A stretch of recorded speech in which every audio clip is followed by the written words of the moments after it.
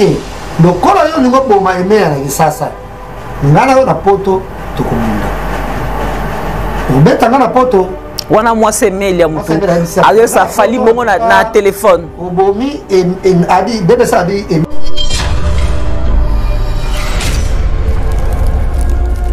abenga bina mais Marlène Kasanga bino bozara un peu dans ba musicien dis-moi un peu ça dit fallait popa na ba mbongo nyonso abela Kasanga mbongo ebele azana stade de sport na kati ndako na ye il va faire du sport à Pullman à son abonnement bon ngana zena moyo répondre et pour na yebi ndako fali te non na kota ndako fali te je sais pas comme ce coureur qui n'a pas ça sport na mulongi bina mso ko rater ya mwa ça abonnement mso à Pullman mais c'est flou de toutes les façons pour ça loin un sport à Pullman sans abonner ton côté. Comment se fait-il Fali Poupa, nous avons un niveau déjà les colos. Regarde comme je suis là. Ils ont la seule femme qui est Jenki, na ba zaïroise, na ba congolaise, na ba quinoise. Moi si moi mais la drogue maniquée. À ça me ça pour critiquer na butu moi. Inga jazz de na boy. Ndela za na so bona vandi boy. Na ba mukase na na tia bien sika boy. La ba na so malast na na tia numéro 5 na Chanel.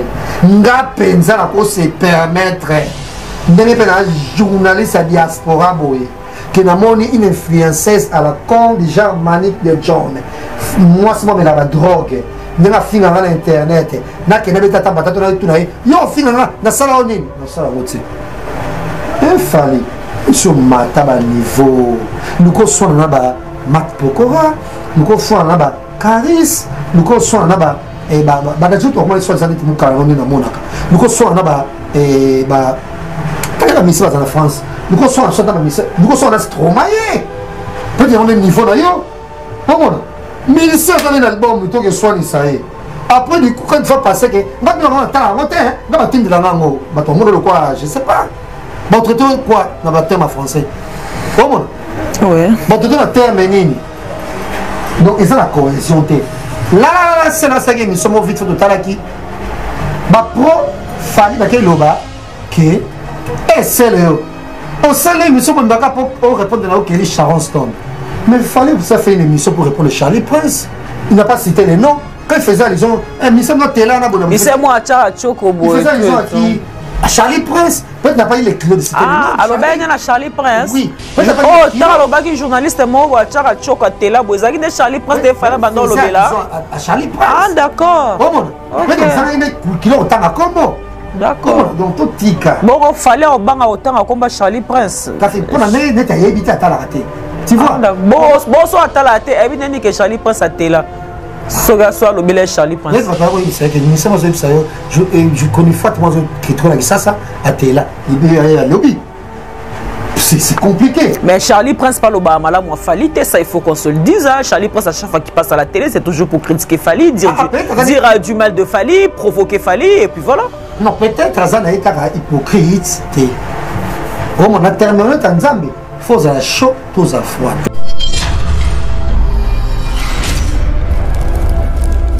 ozwaki ta bibish nzongo mutu na ot BBC na PC bambote place ça ozwaki ta obenga bibish nzongo tuna un peu réaction na ye parce que yaza master Fali Poupa assez la pe Fali Poupa promotion de fois parce que na vidéo pas azo me dire ba Fali mais réaction à bibish nzongo o azali mwasi Emelia mais ça pe master Fali Poupa à se départager qui comment la situation là est-ce que tu as eu à parler avec elle déjà comment beaucoup de moments prière ouais et il pas il ndo mon toi bien téléphone BBC pour la bêtise Emelia bonabo avec Emelia même le téléphone comme la gens savent si c'est pour ma Fali ba et bien elle est ça là c'est pas on a bien le téléphone même ça dit qu'à moi tu bien fallait bien le téléphone ok bébé ça bengi Fali après échafouré wana quand même bébé ça du téléphone a bengi Fali yambi fallait mettre dans le solo quand même le solo va sonner là qui ami Emelia quitte kakaye il m'a dit dynastie na bango m'a dit ça bon italiété ala vraiment ça la dynastie bonabo et puis sur la chaki na c'est pour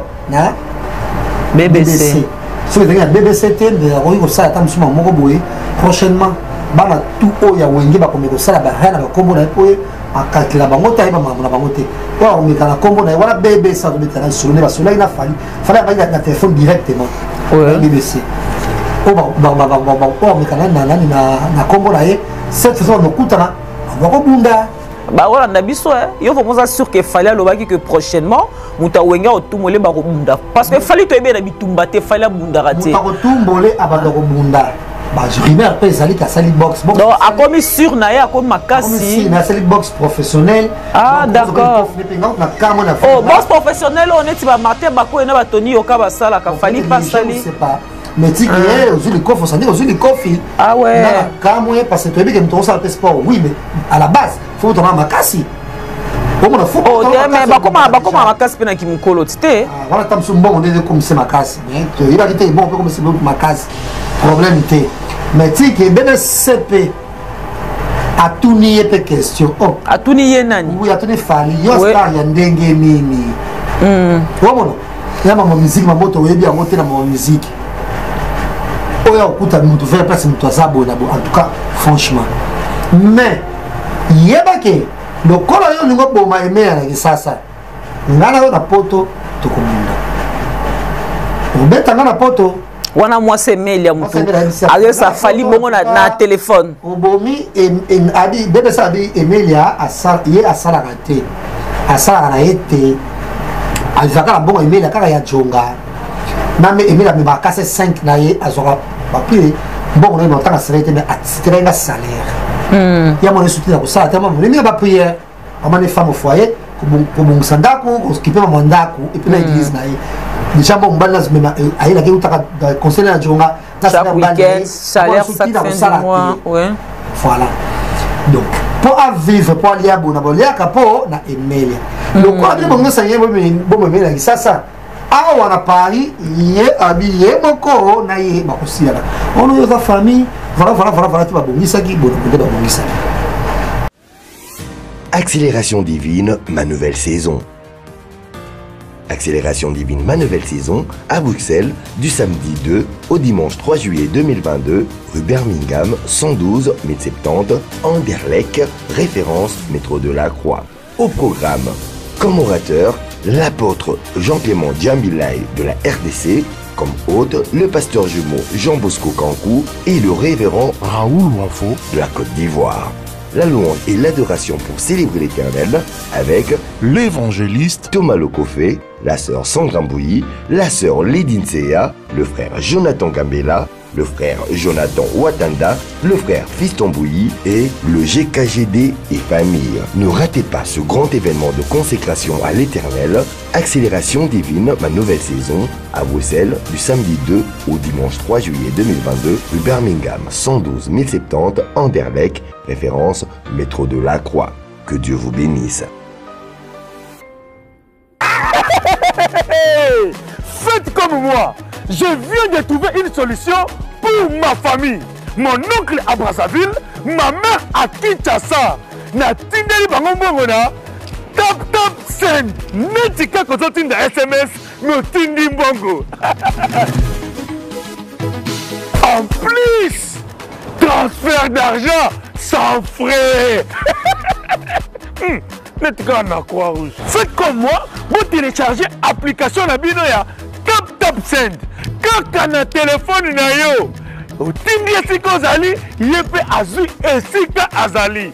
Pona numéro oyo ezali na M-Pesa, RTL Money to Orange Money pona Kinshasa, MTN Money to RTL Money pona Brazzaville, Tap Send na beti na send mbongo. Yamba mbongo ata na minuit. Tap Send. Mbongo elongo na poche. Et koti na chombo. Tap Send. You send me, send you.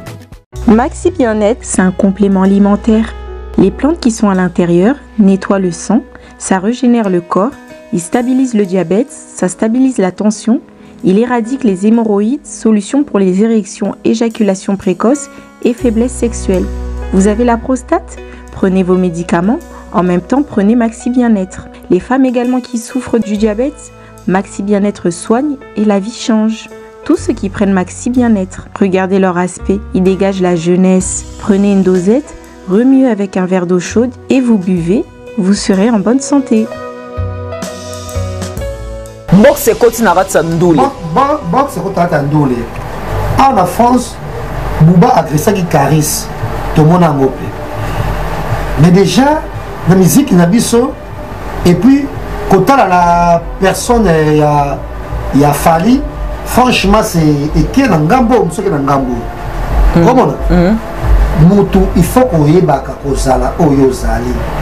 Et puis, quand ça, tu as un contraire. Oh, ça va être mon soir, on a sous soir. Tu vois? Oui. Emile Elias, à mes yeux, il est libre parce que Emile Elias a celle album T ou tout le monde cartonné. Ils ont cartonné T, oui, ça c'est vrai. Elias avait un concert à Paris qui marche bien aussi. Oui. Pour Emile Elias, nous avons bien Emile, sauf si on moqué, ça va déjà 50 €. En tout cas, bon, il y a un peu de soirée de la fan. Oui. La différence c'est ça la montée. Oui. Bon, il y a un peu de soirée, peut-être que je vais ministère suspicion au Paka. Ministère ça a une émission, et ça a hérité Watanabe. Point barre. Au beau c'est JB Piano. Bon, JB Piano, ah d'accord. On interviewe le bosson à ça musicien. Ça on est à JB Piano. Na Maïcha Park à l'époque. Comment? Donc ils ont hérité Watanabe. Ah, entre guillemets, ils nous bien aussi. Bon, ils n'ont bien dans une émission. Mais pour les musiciens, vraiment, il faut respecter Moussa, Nabiso, Pesa, Penambon, Bele, Bozoginda, Kozoluka, coffre fort bomba. JB Piana, Papa Chéri, Motopamba et héritier Watanabe, Gogan, FAO, Mianche Midemon. Voilà, c'est indiscutable. Voilà. Mais quand on a Motopamba, c'est meilleur. Parce que il vers Moutou pour rencontrer Moutou. Et ça, clan, il y a fallu. Ton rappel doit rectifier. Ça remet la paix et l'autre côté. Alors, Fali pour passer un abonné de cette salle de sport. Il a presque chaque dimanche, tout le monde a une vidéo qui est dans sa sport. Mais l'équipe Nyonso est accompagnée qui Fali, baza abonné à la salle, mais quand même, baza a droit à la Fali. Et chose qui n'est pas normale. Parce que ça ne se fait pas.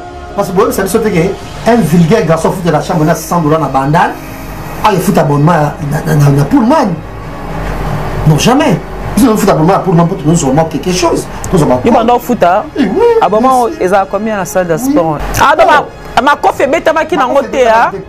Ok, c'est ça. Parce que tu as fait une vidéo qui va filmer qui est mélandé bazo bêta.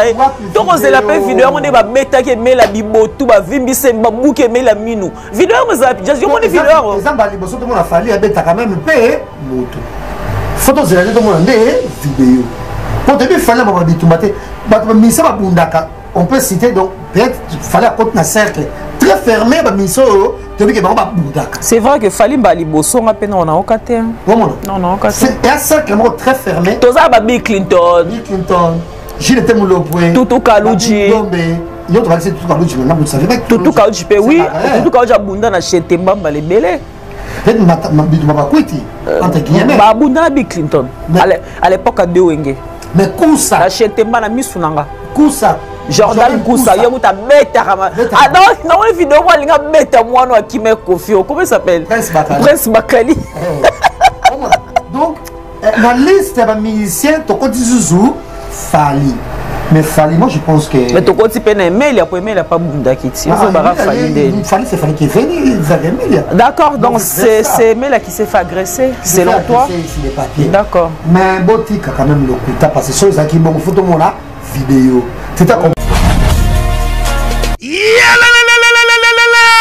après confinement, réouverture, Yanganda Taba, chez Djongade, Awa, Bokokuta, Biloko Nyonso Bolingaka ya Kotumba, lokola ntaba ya kitoko pe elengi, soso ya kotumba, ngulu ya kotumba, poaso ya kotumba. Esengeli koyebake, chez Djongade, bafongolaka kobanda mokolo ya mardi, ti dimanche. Awa nde sika ambiance ezali kolala, adresse ezaka kase moko, chez Djongade, weekend, boza deja ya kosepela, chaque vendredi, bobanda kozwa Suzuki Luzub 4x4. Yende muta kosepelisa bino na ndenge ya kosakana te, oza kulia, oza komela, oza kopina. Peche chaque samedi ekobanda kozala nde CNN Alligator na baartiste mosusu bakobanda kosepelisa bino na makinu ya defwa te na bakunga ya kosakana te. Et puis chaque dimanche sombele suka ya bisanga nde bokozwa les grands chanteurs Emile alias de Mingongo yende mutakonde ko palola awa boko sentir betou e baou différence yena. Malolo.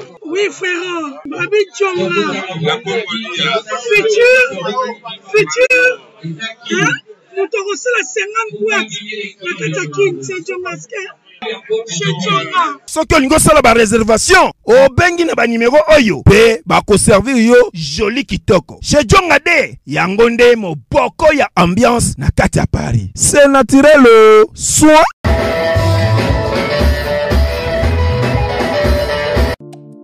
Je suis docteur Pichotondele, pharmacien de formation. Je suis formé à l'université de Kinshasa à la faculté de pharmacie. Et puis je fais d'autres masters en transformation des agro-ressources à l'université Marien Ngouabi et au Canada en préparation de cosmétiques thérapeutiques naturelles. Et c'est ce qui fait la différence du laboratoire CRMTA avec le tradit praticien, c'est que nos produits subissent différents tests, de tests toxicologiques et de tests des essais cliniques. C'est ce qui nous différencie des autres tradithérapeutes. Okay? Au CRMTA, nous produisons de médicaments à base de plantes médicinales et la spécificité, ce sont des plantes médicinales du Congo qui nous permettent d'obtenir ces différents produits que vous voyez. Et nous sommes situés sur l'avenue de l'université, numéro 123. La référence est l'arrêt Capella 2. Et là, vous demandez la centrale de distribution Méamycine et Diazostimule. Et nos numéros de contact sont affichés sur le bas de vos écrans. Au CRMTA, nous avons deux branches. Il y a la branche cosmétique et la branche médicaments. Dans le cosmétique, nous avons Dilsi au collagène pour le traitement de tampons, de rides, de cernes, de poches. Et on l'utilise avec son sérum et le savon. Nous avons Dilsi réparateur pour le traitement de boutons et de tout ce qui est problème au niveau de la peau. Ça répare votre peau. Et on l'utilise avec son sérum et son savon aussi. Vous pouvez associer le gel douche fait à base de papaye.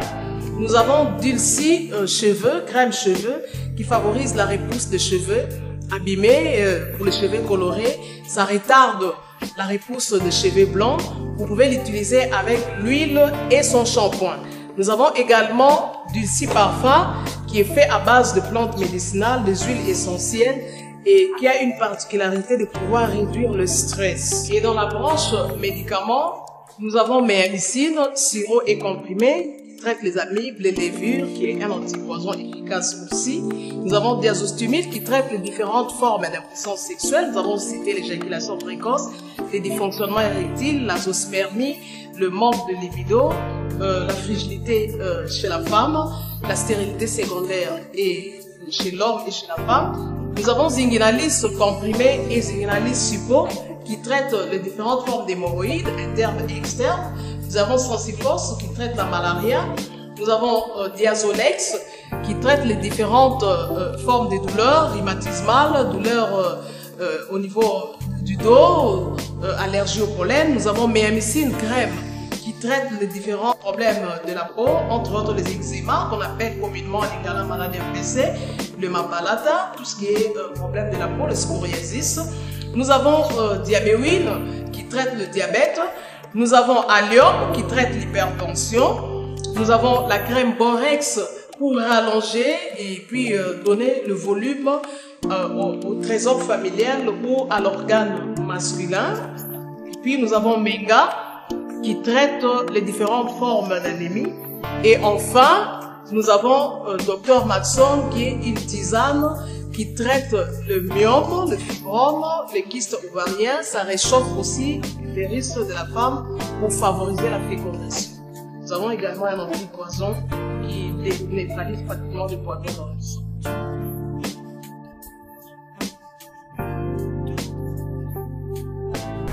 Voilà, merci de nous suivre à chaque fois que nous nous présentons chez vous, fidèles amis internautes.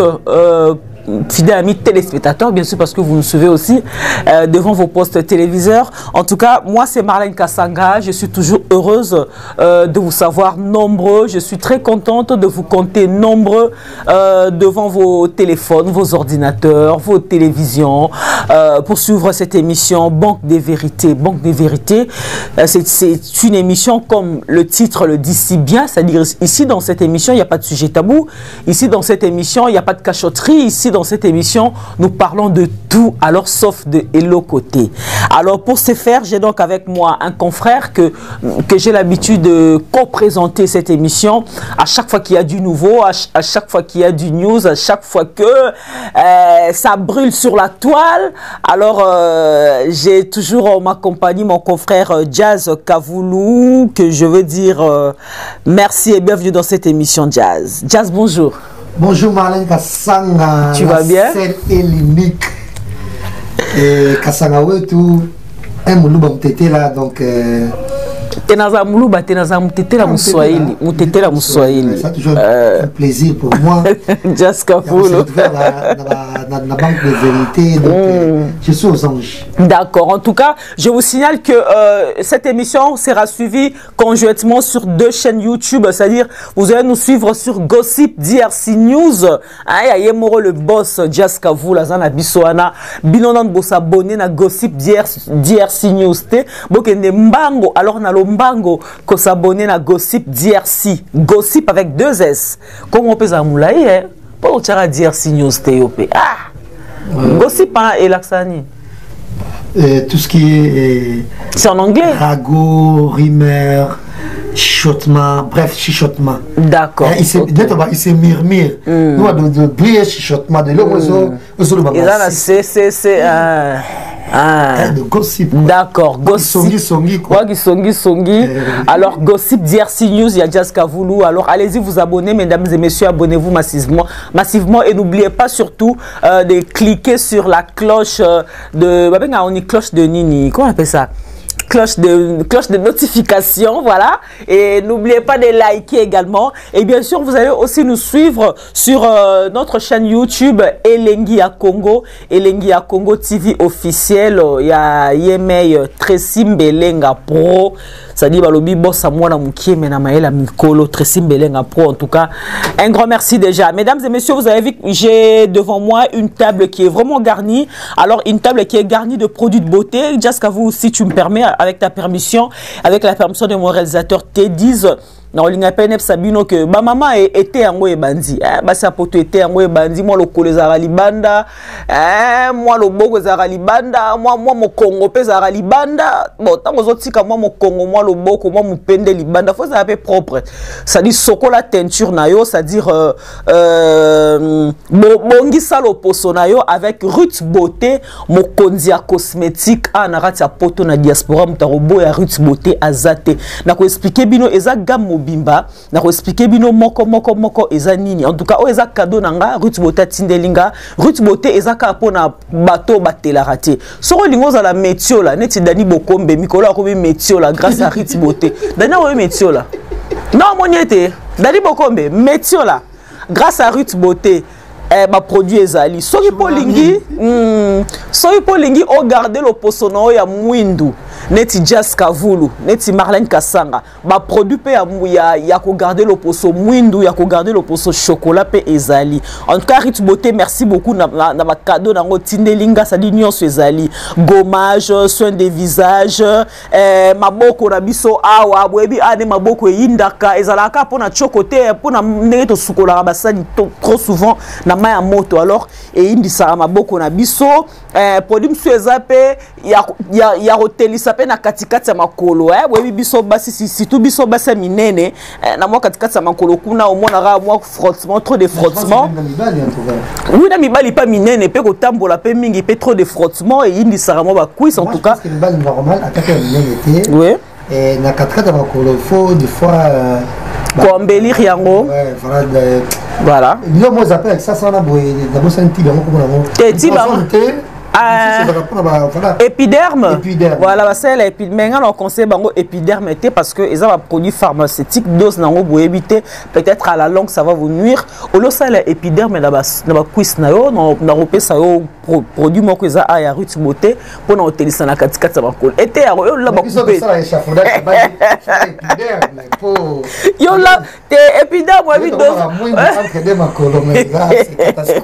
wa bi dosage nango te alors vaut mieux que ça est là bah produit à rude beauté parce que y a maîtriser dosage et puis azota la teinture ya mutu na mutu ezo senga mafuta ya lolenge nini ezaka pona bato batela raté moi ba biso ça dit malin ka sang naturel bois noir angolo hiver te changer moi teinture muke mena zala na rara mwindu alors ba produit ezebele ya ba lèvres ce pas ngoko ba lèvres rose ba lèvres no yinda mwindu tout olinge comme rose produit ba lèvres rose ezana savon gommage ezana pour la rolongola ba bouton na ba tache nelongi en tout cas eza vraiment gamme complète Ruth Beauté merci beaucoup ba huile de massage pesali soki bozan a besoin nango bobengi nga na numéro ça affiché sur le bas de votre écran et puis on peut s'abonner au numéro ya Yemoko Ruth Beauté mokonzi cosmétique ah nakati ya diaspora Ruth Beauté mutakokani na wazate ça dit yonde bangote merci beaucoup Ruth Beauté ngaso na okumisa bosenge na preuve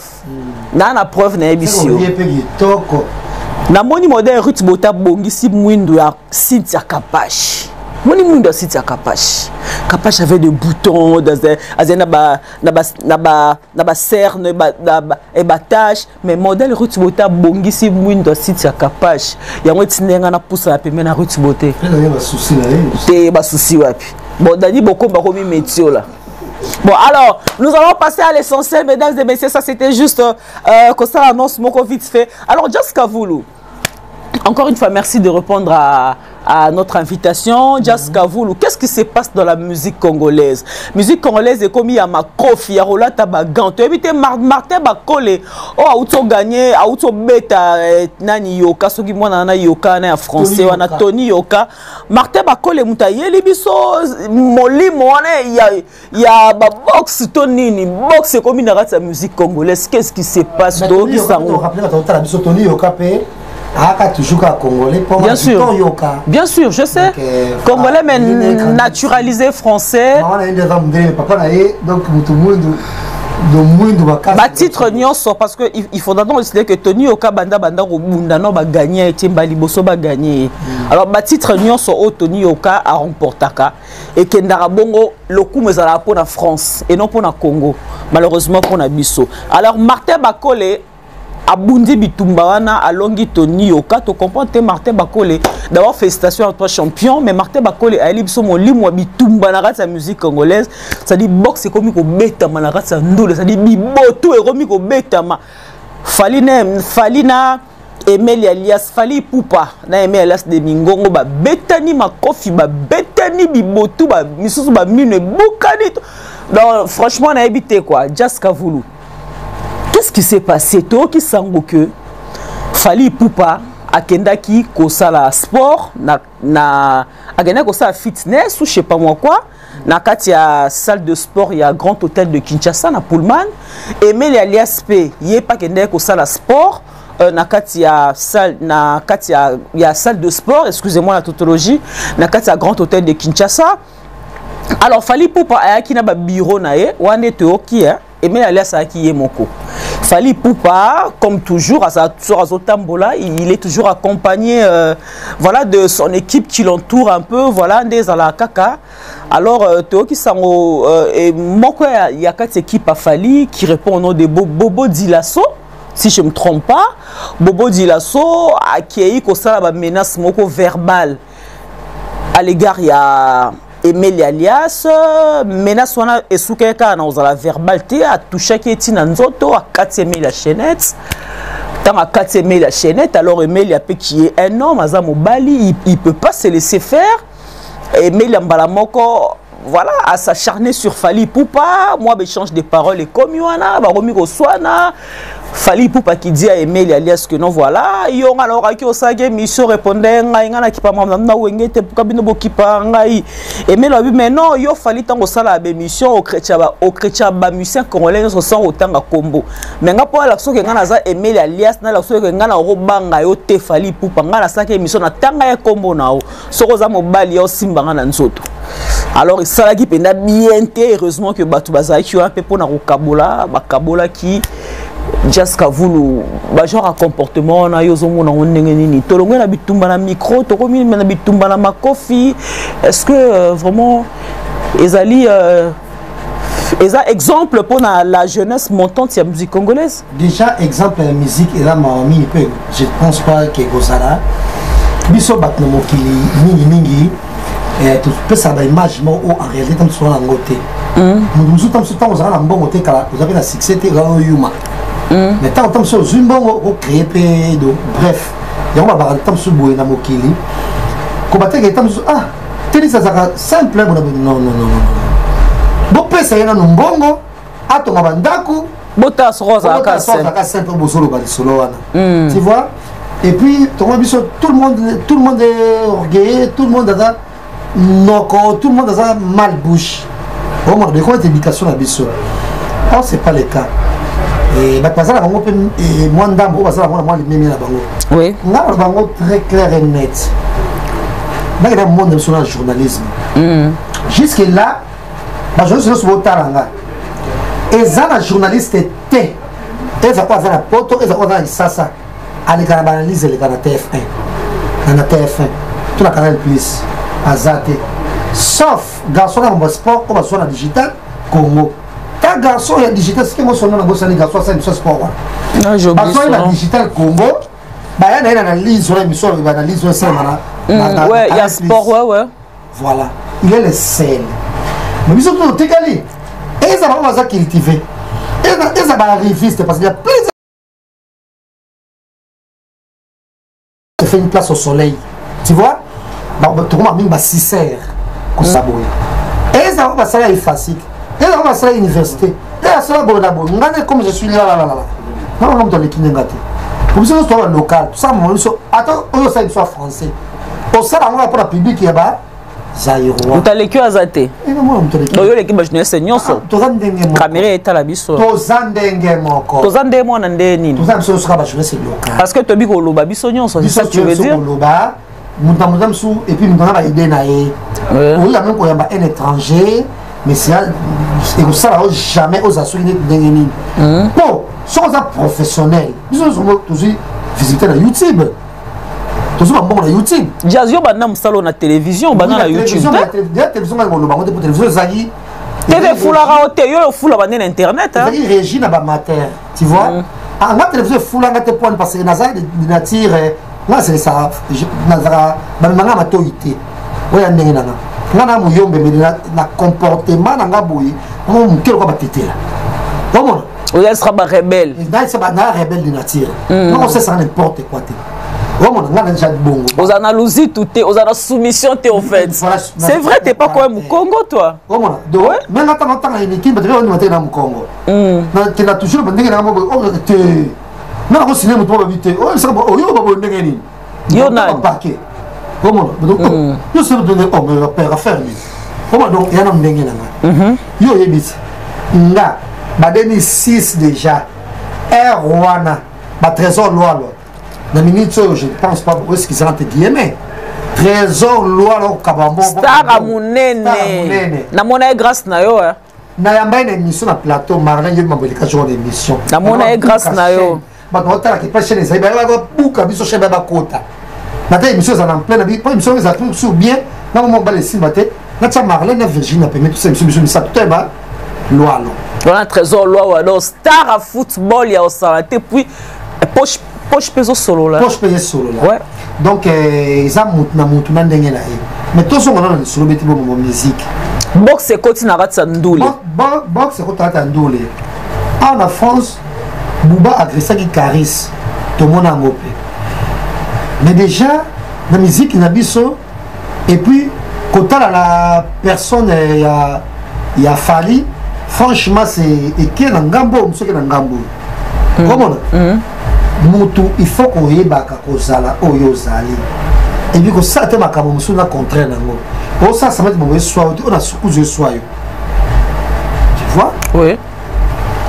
Emile Elias, à mes yeux, il est libre parce que Emile Elias, à celle album T, tout le monde ils ont cartonné. Ils ont cartonné, oui, ça c'est vrai. Elias, ça va être un concert à Paris qui marche bien aussi. Oui. Pour Emile Elias, on a sur la bien Emile, ça va être ça va déjà 50 €. En tout cas, bon, il y a un peu de soirée de la famille. Oui. La différence, c'est ça la montée. Oui. Comment? Bon, il y a un peu de soirée, comme c'est pas ma mission suspicion ou pas. Mais ça, c'est une émission, et ça a hérité Watanabe. Point barre. Au beau c'est JB Piano. Bon, JB Piano, il y a ah, d'accord. On a le bosson à ça, là, musicien. Ça, on est à JB Piano. Dans Maïcha Park à l'époque. Comment? Donc, ils ont hérité Watanabe. Entre guillemets, ils n'ont subi aussi. Bon, ils n'ont subi dans une émission. Mais pour les musiciens, vraiment, il faut respecter Moussa, il faut respecter Nambo, il y a Belé, Bozonginda, Kozoluka, coffre fort bomba. JB Piana, Papa Chéri, Motopamba et héritier Watanabe, Gogan, FAO, Mianche Midemon. Voilà, c'est indiscutable. Voilà. Mais, quand on a été c'est Emilia. Parce que il vers Moutou pour agresser Moutou. Et ça, là, il y a fallu. Donc, on va peut-être rectifier. Ça, il la paye et l'autre côté. Ah, donc, ma coffre est bête, qui n'a pas été. Ok, c'est ça. Parce que tu as une vidéo qui va filmer qui est mélangée bazo bêta. Donc, on la paix vidéo, on est bêta qui est mélangée bibotou, vimbissé, babou qui est mélangée minou. Vidéo, on a déjà dit, on est vidéo. Les gens, tout le monde a fallu, bêta quand même paye Moutou. Photos de tout le monde vidéo. Pour début, il fallait on peut citer donc peut-être il fallait apporter un cercle très fermé. C'est vrai que fallait bali bosso on a peine on a okaté. Non, c'est un cercle très fermé. Tous ça Bill Clinton, Gilles Temulopoué, Tutu Kaluji. Yo tu vas laisser Tutu Kaluji mais vous savez pas que Tutu Kaluji oui, Tutu Kaluji abunda na Chetemba les belé. Peut-être entre guillemets. Abunda Bill Clinton. À l'époque à Dewenge. Mais Kousa. La Chetemba na misunanga. Kousa. Jordan Kousa, yo ta bête rama. Ah non, non une vidéo moi linga bête moi no qui me confie. Comment il s'appelle? Prince Bakali. Donc la liste des musiciens to côté Zouzou Fali. Mais Fali moi je pense que mais to côté peine mail après mail a pas bunda qui tire. Fali c'est Fali qui est venu vers Emilia. D'accord, donc c'est Mela qui s'est fait agresser selon toi. C'est les papiers. D'accord. Mais Botika quand même le coup parce que chose qui bon photo mon là vidéo. C'est accompagné des gens. Vous venez à votre gens vraiment ébélés. Comment donc vous avez quand la réunion sont il y a au téléphone au filmer. Donc monsieur ce qui est alors comme ça y est moko vous quand même avoir cette pixel fait fallait enchaîner ma coffre il était seul. Comment mais au sala qui est en gros te votre coco ça mettait mututé parce que entourage à mutuo babou entourage à mutuo babou il s'agit c'est que soina. D'accord. Mais comment se fait-il? Comment se fait-il? Fallait pour nous avons le niveau déjà les colos. Comme je suis là. Ils ont la seule femme qui est Jenkins, la zaïroise, la congolaise, la quinoise. Moi, si moi, je la drogue, maniquée. À ça, je vais critiquer tout le monde. Il y a jazz de la bouille. Il y a la soin de la vendre. Il y a mon cassé, il y a bien si kaboui. Là-bas, là, sur ma last, il y a numéro 5 dans Chanel. Il y a pensa à se permettre. Il y a un journaliste à diaspora, qui a une influenceuse à la con du genre Manique de John. Moi, c'est moi, mais la drogue. Il y a un film à l'internet. Il y a un salon. Il fallait. Sur ma table niveau. Nous sommes là-bas. Mat Pokora. Nous sommes là-bas. Caris. Nous sommes là-bas. Et bah, nous sommes là-bas. Et bah, la mission dans la France. Nous sommes en Stromae. Peut-être qu'on est niveau d'ailleurs. Comment? Mais ici, on a un album plutôt que soit Nisaï. Après, du coup, quand il faut passer, que. Je sais pas. Bon, traité quoi? Dans le terme français. Comment? Oui. Bon, traité le terme menine. Donc, ils ont la cohésion. Là, c'est la saga, nous sommes vite fait de Talaki.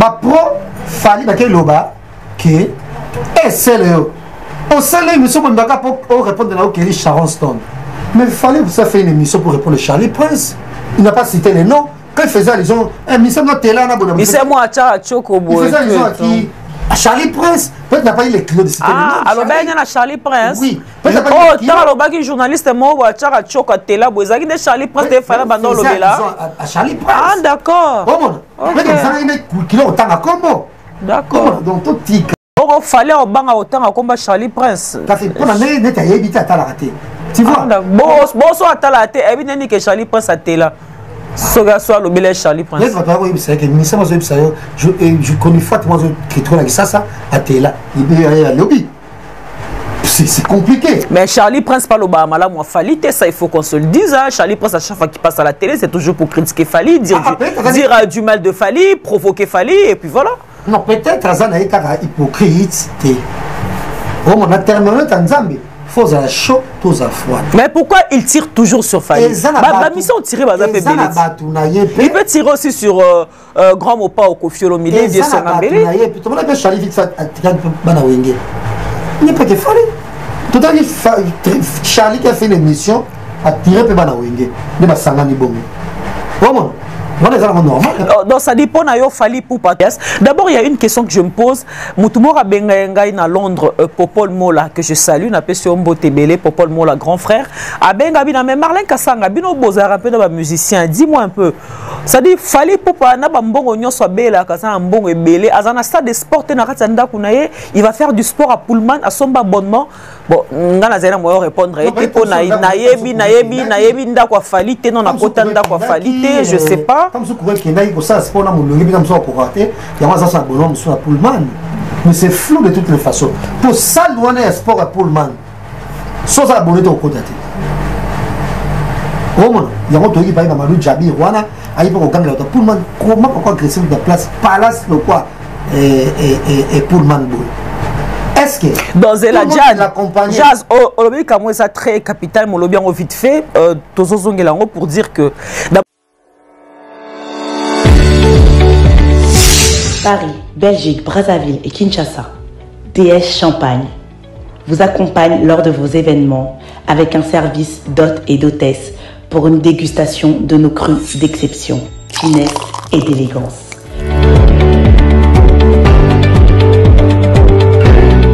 DS Champagne vous propose aussi la vente de ses produits en gros ou au détail. DS Champagne luxueux de Paris, Dédé Samba.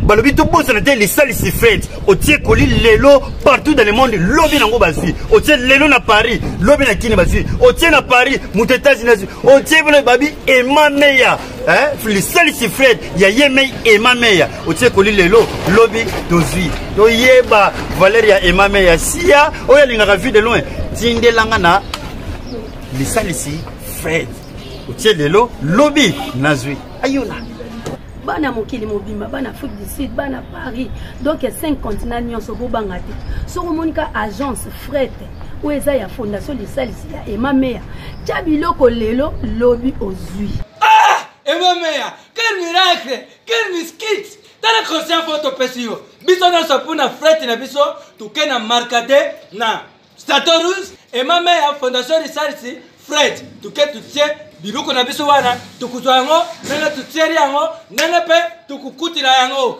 ndeko zana conscience ya Fred Fondation Emamea tia biloko na yokona ukuzwa yango na kisasa ukuzwa yango partout ukuzwa pe na poto uti na Amérique ukuzwa na Amérique uti hier na France ukuzwa pe partout uti na Congo ekei na poto uti kuna ekuzwa makaka Emamea Fondation Lisalis tant que sabino fondation pour bango babanda na biso na fondation depuis kala ti lelo to komi ba immeuble azaka kawana na biso toyebino Emamea Fondation Fred ofretaka biloko no wapi okotisaka biloko wapi esalaka ba 2 ans 3 ans po ekoma olembi mais awa nde makambo bato bayende tozolinga mpo makambo ekende liboso otie biloko ne lelo ozwi lobi otie lelo ozwi lobi nga na komandaki neti na nga lobi lelo nazwi yango nalati awi toza mosika te na France na rimarka te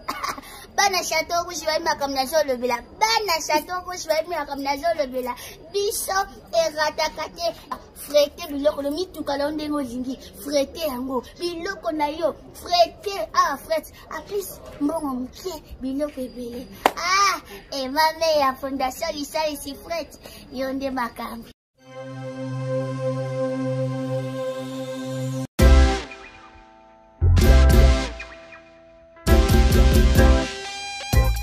Service spécial covoiturage, Paris-Bruxelles-Paris. Voyagez confortablement de Paris à Bruxelles et vice-versa de Bruxelles à Paris dans de meilleures conditions. Jimmy Chimanga, porte de la Chapelle. Contactez le service covoiturage Jimmy Chimanga, Paris, porte de la Chapelle. Composez vite. Le plus 33 7 87 76 95 65. Pour toutes vos démarches, afin d'obtenir le passeport Yabanamboka à Bruxelles dans un délai raisonnable.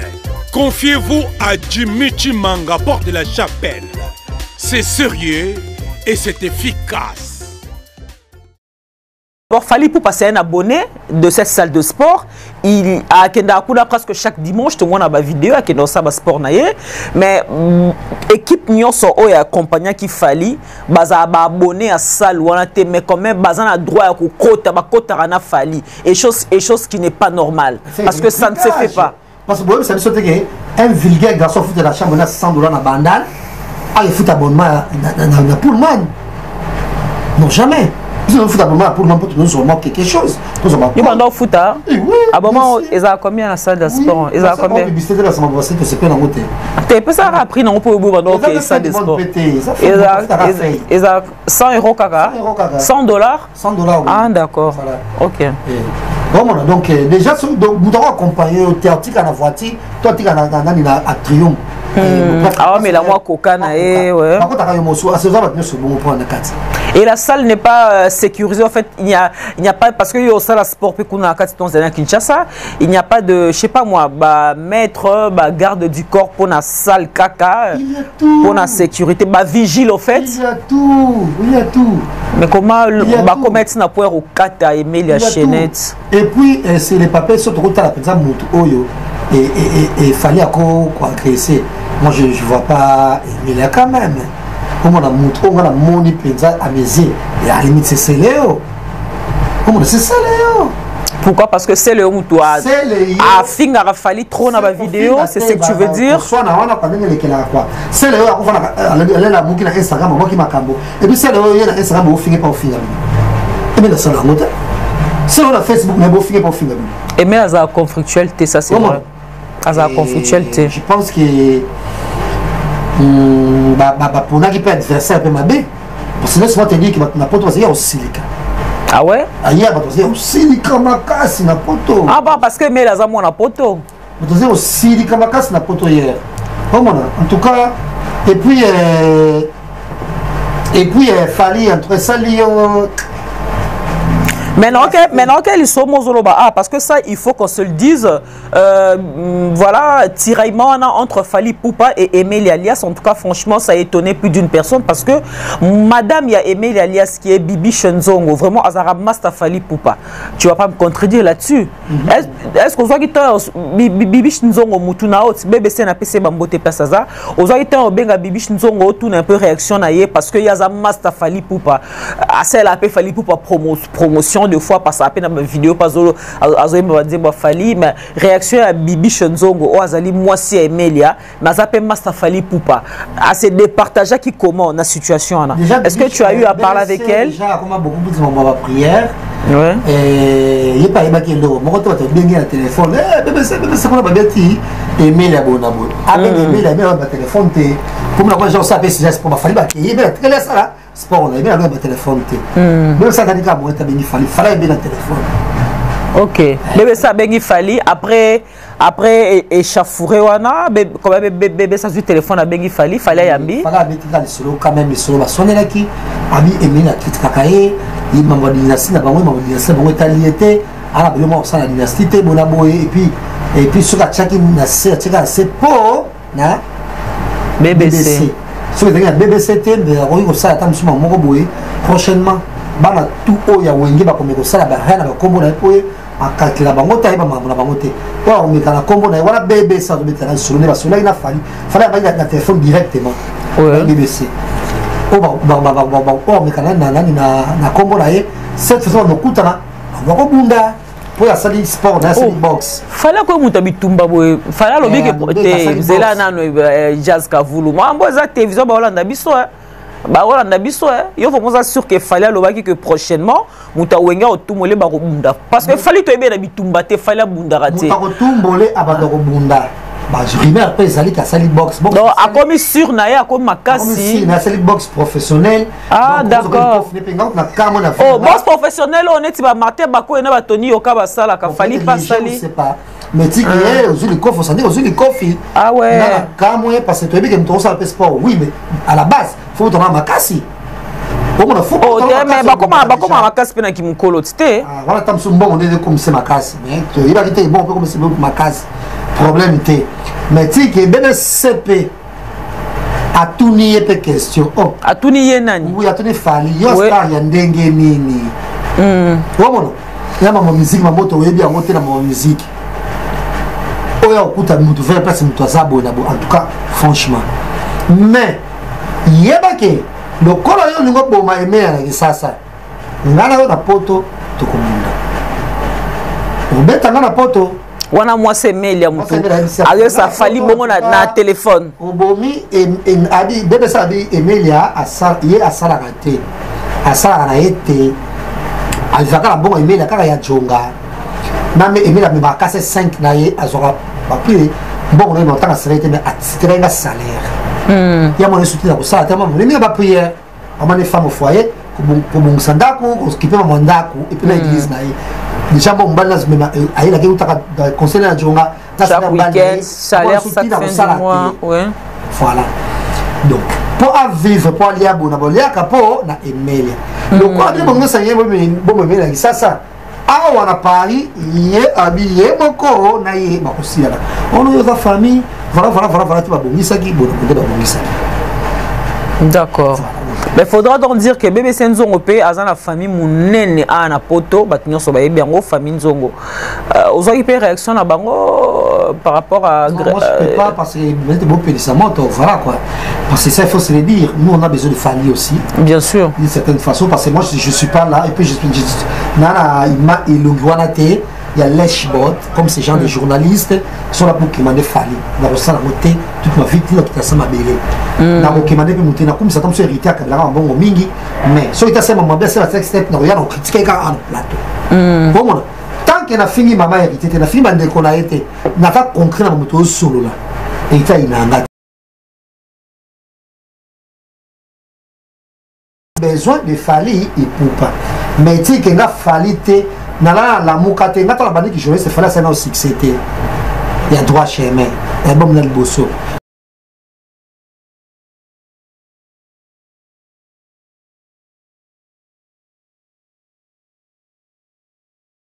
pour de la radio nous sommes dans la radio dans l'ombre alors besoin moi lumière monter la TV pour dire mais comment je le ferai pas j'ai de très bonnes relations avec les musiciens et puis là naate le roi ba journaliste mususu autant mususu ba bafana la musique nga fana trop ba musicien nga vraiment journaliste les gens garçon na tangaka mais vina ngatu le kelanga na na boulevard wana comme on a ba restaurant na ba boîte vina les gens bongo mais na étudiant tangaka toi ba musicien ernioso tu vois donc on a besoin de Fali tout ça on a besoin de yo comment on a besoin de yo mais yo ça na Jésus-Christ.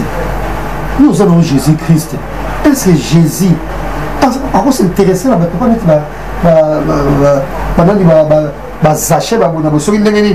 non Comme Jésus-Christ. Fallait habiter au Kaza Jésus-Christ. Non, il y avait Jésus-Christ a succès quand il en Afrique. Pour la porte de Jésus, les colonels au Baza Aigle, on le bien à l'école Jésus. Jésus a succès en Afrique et pas africain. Maintenant, on bornés sont paumés. Jésus a commis ça Nzambe. Africain, attends, juste pardon, je ne parle pas de Fali Poupa.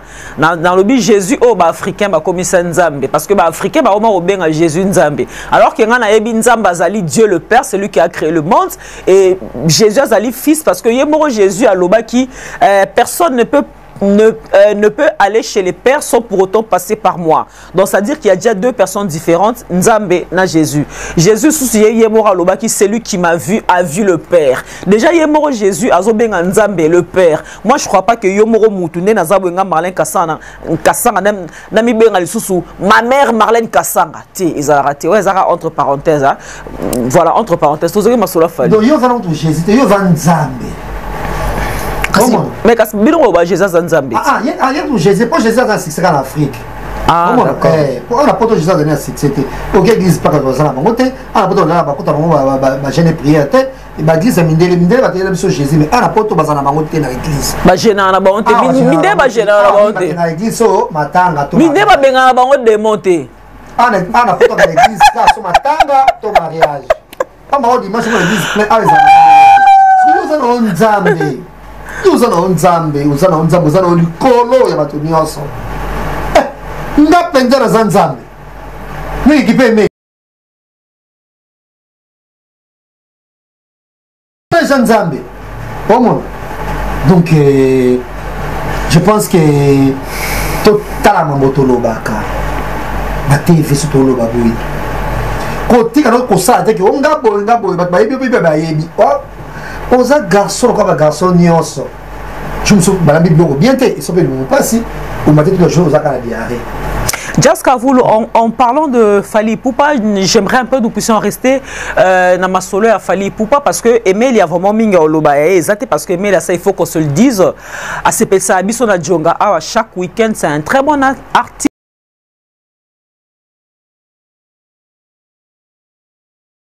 Azana opus Tenatera, on est en dynastie, mais pour l'instant, Emilia, Azana opus Tenatera, mais il y a quand même qu'on s'est payé à Djonga. Et pour le moment, Emilia pas dans combo parce que le projet là-bas, il y a le 30 juin. Oui, il y a Wenge. Et Kangi.